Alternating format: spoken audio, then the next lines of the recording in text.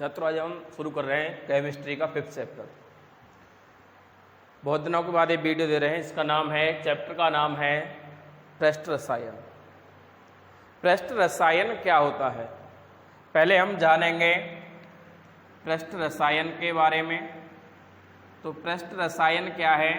रसायन विज्ञान की वह शाखा जिसके अंतर्गत किसी ठोस या द्रव पदार्थ की सतह या पृष्ठ पर होने वाली घटनाओं का अध्ययन किया जाता है, उसे हम क्या कहते हैं? पृष्ठ रसायन कहते हैं। पृष्ठ रसायन क्या है?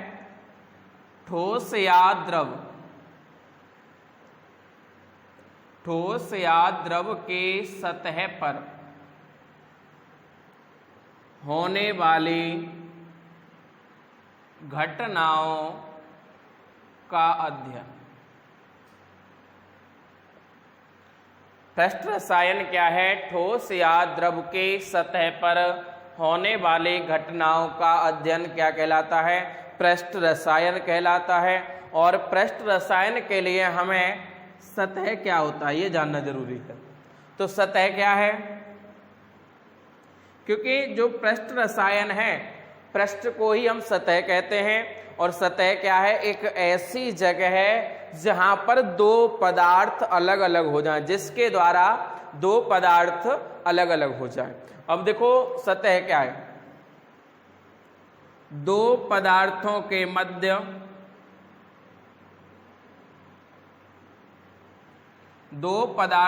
मध्य एक ऐसी सीमा जो उन्हें अलग अलग रखती है या अलग अलग करती है, उसे हम क्या कहते हैं? सतह कहते हैं, या कहते हैं उसे पृष्ठ। एग्जाम्पल ले लें भाई। एग्जाम्पल में लिया हमने, मानो कि हमारे पास एक दूध है और दूध पर मलाई पड़ गई। अब उस पर जो मलाई है वो थोड़ी सख्त है, तो कठोर होने के कारण मानो हमने उस पर थोड़ा सा बूरा डाल दिया। अब बूरा दूध में घुल जाएगा? नहीं घुलेगा, वो कुछ समय तक मलाई के ऊपर ही रहेगा। तो मलाई क्या हो गई? एक सतह हो गई जो दूध को और बूरे को अलग कर रही है।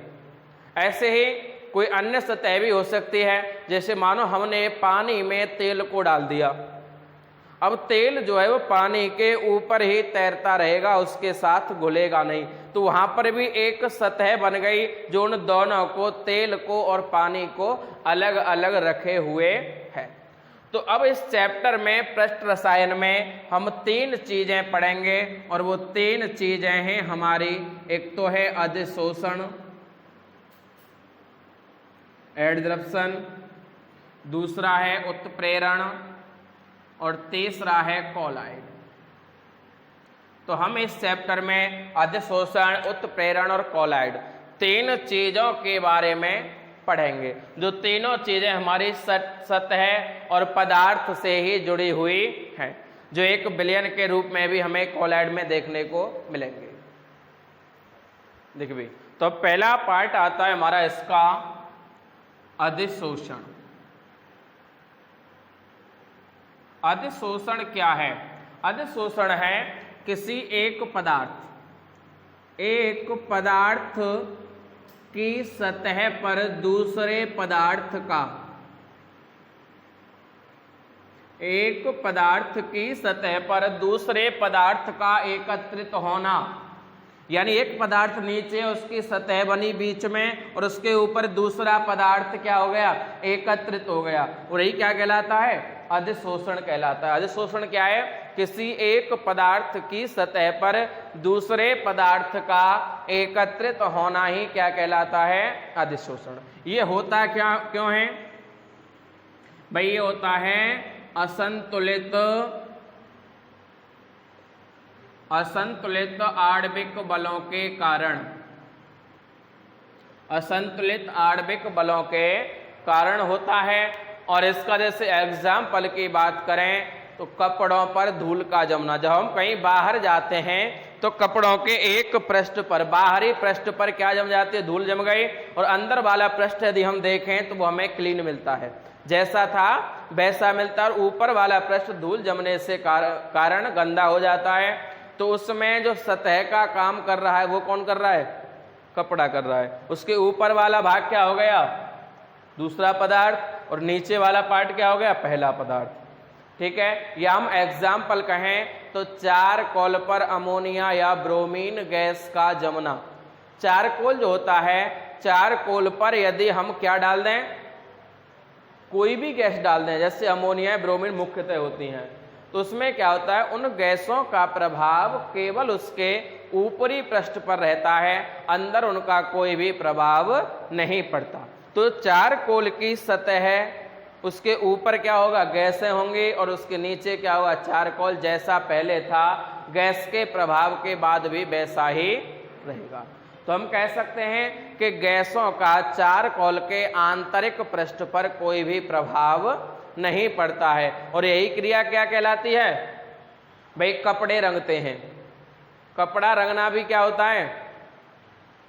अधिशोषण ही है। उसका जो कलर है उसके एक पृष्ठ पर आसानी से घूम जाता है, कहीं भी ऐसा नहीं होता कहीं पर ज्यादा हो कहीं पर कम हो। और उसके लिए प्रयोग किसका किया जाता है? फिटकरी का। किसका प्रयोग किया जाता है? फिटकरी का। फिटकरी एक ऐसा अधिशोषित पदार्थ होता है जो उसको एक फिक्स मात्रा में, निश्चित मात्रा में अधिशोषित होने देता है किसी भी अन्य रंग को। तो बात करते हैं अधिशोषण के लिए। तो यहाँ पर इसके दो पार्ट होते हैं अधिशोषण के।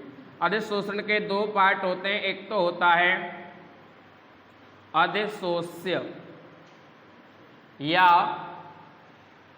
अधिशोषित। अधिशोष्य या अधिशोषित, और नंबर 2 भाग होता है अधिशोषक। पहला भाग होता है अधिशोष्य या अधिशोषित, और दूसरा भाग होता है अधिशोषक। देखिए बात करते हैं नंबर 1 अधिशोष्य। अधिशोष्य या अधिशोषित पदार्थ क्या होता है? वह पदार्थ जो किसी अन्य पदार्थ की सतह पर, यानी वह पदार्थ जो किसी अन्य पदार्थ की सतह पर जमा हो जाता है, उसे हम अधिशोष्य या अधिशोषित कहते हैं। कौन सा पदार्थ? भाई ये हो गया अन्य पदार्थ, और इस पदार्थ की सतह पर कौन सा पदार्थ जमा हो गया? ये वाला। तो ये जो जमा हो रहा है पदार्थ, ये क्या कहलाएगा? अधिशोष्य कहलाएगा या कहलाएगा अधिशोषित।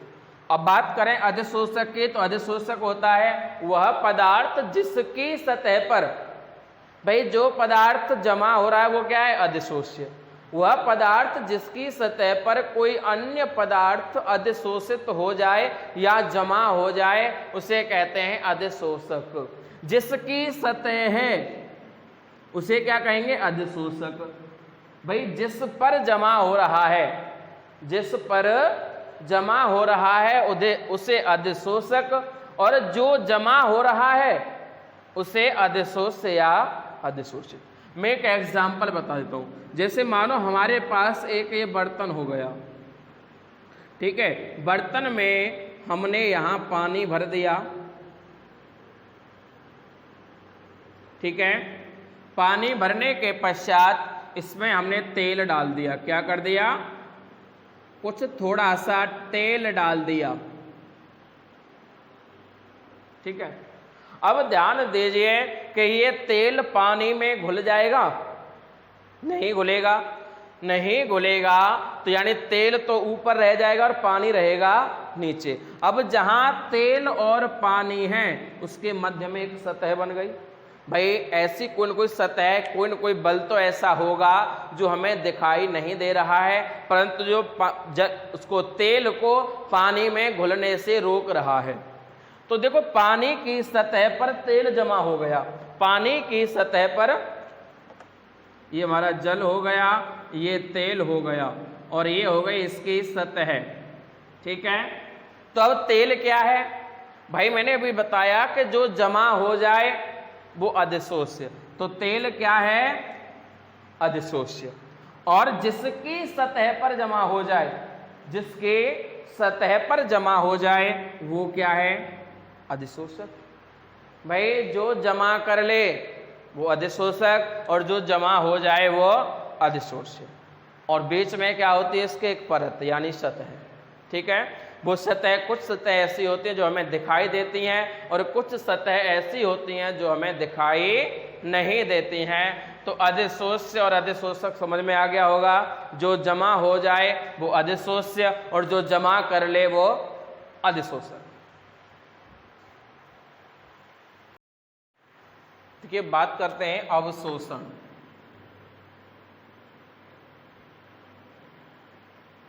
अवशोषण जो होता है वो अधिशोषण का बिल्कुल अपोजिट होता है। अधिशोषण का बिल्कुल अपोजिट पार्ट होता है। अवशोषण क्या होता है, वह घटना जहां एक पदार्थ दूसरे पदार्थ में प्रवेश करके दूसरे पदार्थ में प्रवेश करके समान रूप से या समान मात्रा में घुल जाता है, उसे हम क्या कहते हैं, अवशोषण कहते हैं। क्या कहते हैं भाई, हमने क्या लिया, मान लीजिए हमने थोड़ा सा पानी लिया, या मानिए 1 लीटर पानी लिया और उस 1 लीटर पानी में हमने 1 लीटर दूध को डाल दिया। जब 1 लीटर पानी में 1 लीटर दूध डाल दिया जाएगा तो क्या होगा, कुछ समय पश्चात वो दूध पानी में पूर्ण रूप से घुल जाएगा और हमें ये अंतर नहीं पता चलेगा कि पानी कौन सा है, इसमें पानी के कण कौन से हैं और दूध के कण कौन से। यानी या ऐसा कभी हो सकता है कि मानो हमने 1 बाल्टी ले ली या एक हमने जग ले लिया, उसमें दूध भर लिया और हमें दूध अलग दिखाई दे, पानी अलग दिखाई दे, ऐसा हो सकता है? नहीं होगा। यानी समान रूप से घुल जाएगा तो उसे हम क्या कहेंगे, अवशोषण कहेंगे। क्या कहेंगे, अवशोषण कहेंगे। मैं दोनों चीज़ समझा देता हूं। मानो देखो ये हो गया हमारा एक पार्ट, ये हो गया दूसरा पार्ट। अब ये भी क्या है, ये अंदर वाला पदार्थ होता है अधिशोषक। क्या होता है, और ये हो गया ऊपर वाला अधिशोष्य। अब यहां पर कुछ पदार्थ के कण ऐसे रुके हुए हैं। इस घटना को क्या कहेंगे हम, इसे कहेंगे अधिशोषण। यानी जो पदार्थ हमारे पास थे वो एक सतह के द्वारा अलग रोक दिए गए, अलग रुक गए, तो उसे हम क्या कहेंगे, अधिशोषण कहेंगे। क्या कहेंगे, अधिशोषण। और यही कण यदि इसमें अंदर जाकर के समान रूप से घुल जाएं तो हम उसे क्या कहेंगे, उसे कहेंगे अवशोषण। जहां सभी कण समान रूप से घुल जाएं तो अवशोषण, और उसकी सतह पर ही रुके रहें तो उसे कहेंगे अधिशोषण। ये क्या हो जाएगा, अधिशोषण। तो दोनों पार्ट आपकी समझ में अच्छी तरीके से आ गए होंगे, अधिशोषण और अवशोषण। जो जहां दोनों पदार्थ किसी सतह के माध्यम से अलग अलग रहें तो अधिशोषण, और दोनों पदार्थ आपस में मिल जाएं तो उसे अवशोषण कहेंगे।